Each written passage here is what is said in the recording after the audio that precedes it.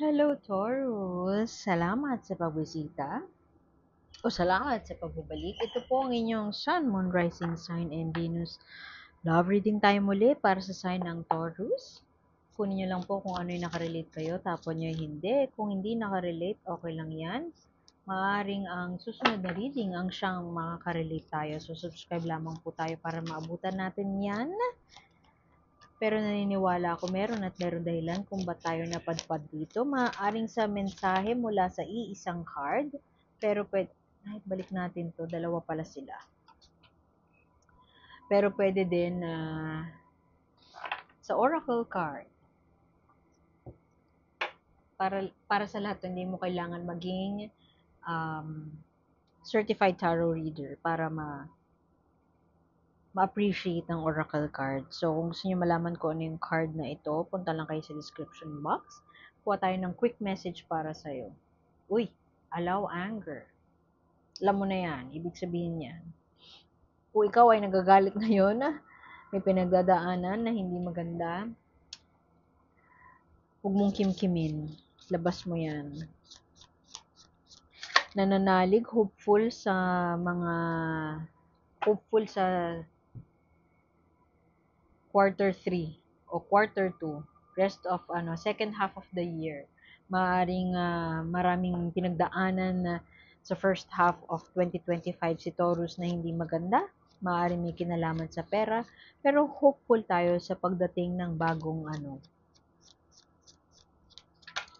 ng next half of the year. Maaring may failure na nangyari, mental conflict, naubusan ng pera, inubos ng partner nyo yung pera nyo, yung ipon nyo. Restlessness, yun nga, mental conflict, restlessness, na meron pa rin kay Taurus sa ngayon. Pero hindi nawawalan ng pag-asa towards the second half of the year. Hala, Taurus, ano ba yun? Yung mga lumalabas sa cards mo, Tower. It's a breakthrough moment. Merong parang may sampal sa universe na parating this May or dumating na. At ikaw, yan na nga kasi yung mga energies leading toward Tower, ito na, restlessness, mental conflict, mental anguish, failure. Failure, may nangyari na hindi maganda, pwedeng failure of a relationship, pwedeng kakagaling nyo lang sa breakup, o pwede din na matagal na kayo nakipag-break, pero ngayon lumalabas yung mga tinatago sa ng partner mo. Kung yung iba sa inyo naloko, ngayon lang na-reveal yung mga secret text, o ngayon lang nag-reveal na may anak pala yung parang gumuho yung mundo mo. Yan ang Tower. Sampal na universe na kinakailangan siya mangyari. Kung guho ng mundo ang epekto nun sa inyo, kinakailangan siya mangyari kasi ang Tower lagi, ang positive side niyan is magkakaroon ka ng pagkakataon na magsimula muli. Parang rejection is God's protection. Maaring iba sa inyo na-reject, maaring iba nga sa inyo, yun nga, naubos yung savings. Kasi coins agad yung unang dumating sa sa first spread mo. And King of Coins, parang instability, financial instability, o pwede din nagkakaroon ng issue sa health issues. Very, rare, so pwedeng walang makarelate o isa lang yung makarelate. Pero yung nakikita ko, yung iba sa inyo siguro, nagkaroon ng diagnosis, health diagnosis, na nakaapekto doon sa pagsasama ninyo ng partner mo. Kasi say kailangan kang alagaan, may kailangan kayong alagaan, ma-redirect yung attention doon sa pag-aalaga, doon sa kung sino man yung may sakit sa inyo. Death card. Hindi ko sinasabi na may mamamatay at lalong hindi ibig sabihin nito mamamatay. Pero ang death card ay isang pangitain na may pagbabagong kinakailangan maganap. May pagbabago na nagaganap sa buhay mo. Transformation. You are in a period of transformation, Taurus. Lalo na Tower ang nandito at tapos death card pa, major arcana, may kinalaman sa pera, pwede mag-iiba yung tingin mo sa pera, mag-iiba yung relationship niya sa pera dahil nga na-scam kayo. Pwedeng ganun, na-scam ka, nabudol kayo, hindi ko alam kung sinong nagbudol, kung nagdesisyon yung partner mo na mag-invest somewhere else and pumayag ka dahil nagtitiwala ka sa partner mo, pero yung pala, budol lang yun. o kaya merong isang tao na niloko siya ng kaibigan niya tapos nadamay ka pa. Nagko-cause yun sa'yo o nag-cause sa'yo ng mental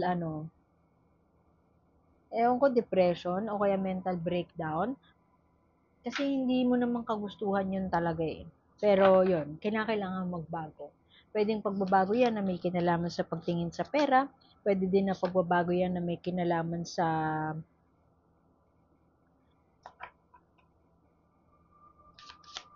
relationship. Ang daming kailangang patunayan o kaya pinapatunayan pa ng partner mo yung sarili niya dahil sa mistake na nagawa niya. Knight of Coins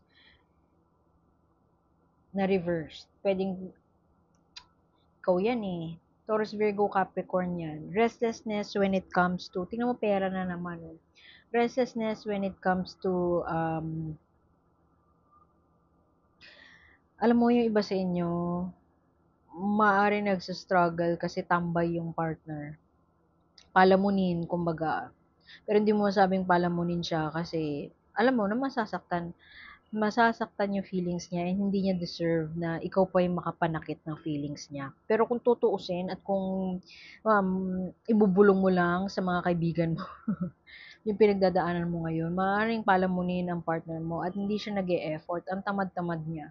Hindi siya nag-e-effort para tulungan ka sa mga gastusin sa bahay o hindi siya nag-e-effort para tulungan ka na iraos yung pamilya. Pero alam mo, ang maganda dito, siguro maraming pagkakataon no, na binigyan ka ni chance ng universe na um, hiwalayan na siya. Hiwalayan na siya or baguhin yung sitwasyon nyo. Pero alam mo na ay sorry, may gumalaw yung camera. Pero nagdadalawang isip ka na gawin mo kasi sobrang bait mo, ayaw mo masaktan yung partner mo. Ngayon, ang point is, na sinasabi ko na ang maganda dyan, yung tower dito, tas world card pa, may mangyayari na may major upheaval na mangyayari. May major sampal sa universe sa inyong dalawa na gagawin.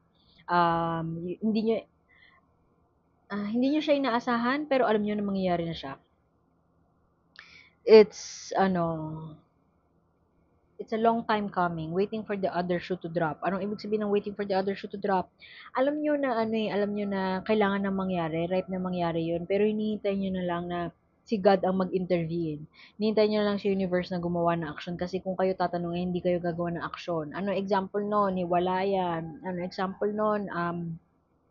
Naluging negosyo. Isang malupit na pangyayari sa buhay ninyo ang babago dahil ayaw niyang gawa ng aksyon. Halimbawa, yun nga, hindi mo masabi sa partner mo na palamunin siya, tambay siya, wala siyang kwenta. Sorry. Pero, alam mo, kung nakakabasa lang ako ng utak niyo, malamang may nanonood dito, kahit isa sa inyo, na yun talaga yung niya, gusto niya sabihin sa partner niya, walang kwenta. Aminin na natin, no, may mga ganon talaga. Anyway, kung hindi man sa'yo yun at mas nasaktan ka na offend ka, sorry kung na-offend ka dun sa word ko na yun, pero ilalahanin natin, ikaw na nanonood, hindi lang po ang ikaw ang nanonood, meron pang ibang nanonood. So, yun. Merong sampal na gagawin sa universe. Ayaw mong sabihin sa partner mo walang kwenta, o ipaparealize ko sa kanya na wala siyang kwenta. Ayaw mo siyang hiwalayan, kahit nauubos sa yung pera mo, martyr ka, ako ang gagawa ng paraan.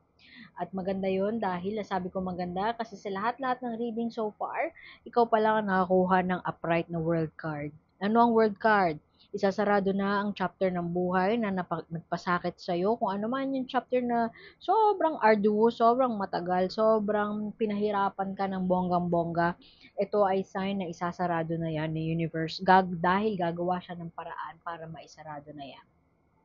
Tutumban niya, wawasakin niya ang long-held beliefs na hindi ka makapagsabi sa partner mo, siya ang gagawang paraan para yung partner mo na ay mawala. Kung ano man yung pabigat sa buhay mo ay mawala na. Hence, this pagbabago. Pero ka mamimiss na opportunity when it comes to money o pwede din na hindi mo pa marirealize sa ngayon kasi ikaw ay mahal na mahal mo yung partner mo, gusto mo magbigay, pinapatunayan mo ang sarili mo at kahit or pwede din na kahit anong patunay niya sa sarili niya, talagang heartache at mental anguish lang ang dinadala niya sa buhay mo. Merong dito, laziness. Alam mo yun, sabi niya magbago na ako pero hindi niya ginagawa talaga. Yun lang yun itong first half na, first, ano na to, three-fourths of your reading. Pero, ang pinakamaganda dito, itong dalawang dulo. Kasi, ah, gagawa na si universe ng paraan para iraos ka, makakaraos ka na.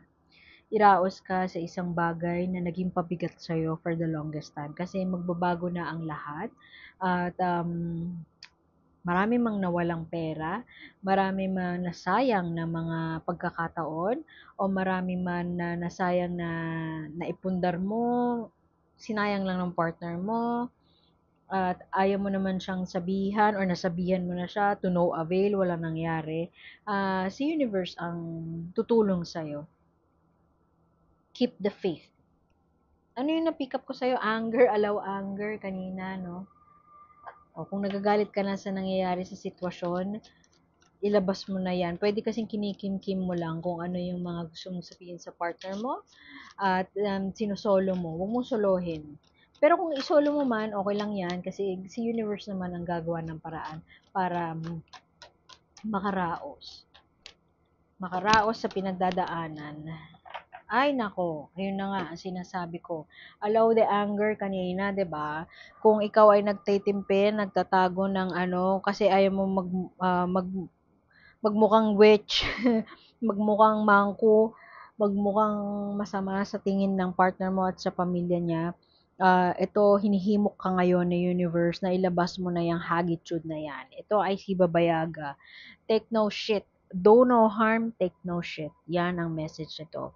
Si Babayaga, siya ay isang elemento na maraming naiinis sa kanya kasi hindi siya, she doesn't take any bullshit.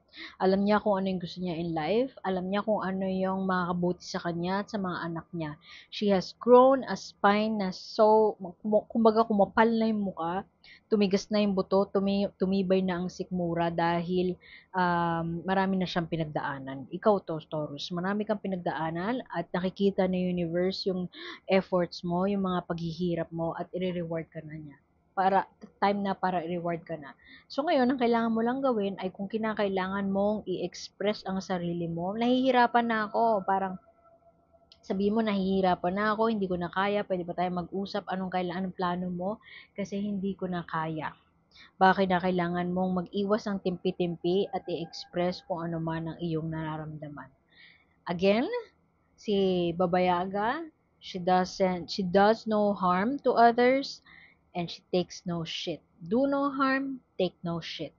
Kung ano man yung tinatrato sa inyo ng ibang tao na hindi maganda, layasan nyo. Bring on the haggitude. Okay? So, iwan ko na yun doon. Taurus, salamat sa pagbisita. Sana makita ko kayo ulit next time. Like, share, and subscribe lamang po para mabutan nyo ang pagdating ng bagong videos. At yun na nga, sana makita ko kayo ulit. Ako po si A. See you soon. Bye-bye.